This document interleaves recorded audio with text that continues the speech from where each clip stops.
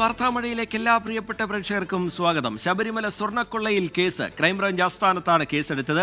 ഉണ്ണികൃഷ്ണൻ പോറ്റി ഒന്നാം പ്രതി. 9 ദേവസ്വം ജീവനക്കാരും കേസിൽ പ്രതികളാണ്. കേസ് പ്രത്യേക അന്വേഷണ സംഘത്തിന് കൈമാറും.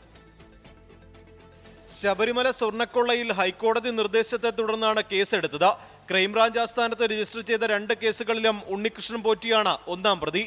ദേവസ്വം ബോർഡ് ഉദ്യോഗസ്ഥരായിരുന്ന അഡ്മിനിസ്ട്രേറ്റീവ് ഓഫീസർ മുരാരി ബാബു, മുൻ Devaswom board secretary S Jayashree, മുൻ തിരുവാഭരണം കമ്മീഷണർമാരായ K S Baiju, R G Radhakrishnan, മുൻ എക്സിക്യൂട്ടീവ് ഓഫീസർമാരായ D Sudheesh Kumar, V S Rajendra Prasad, assistant engineer K Sunilkumar, മുൻ അഡ്മിനിസ്ട്രേറ്റീവ് ഓഫീസർമാരായ എസ് ശ്രീകുമാർ, കെ രാജേന്ദ്രൻ നായർ എന്നിവരാണ് മറ്റു പ്രതികൾ.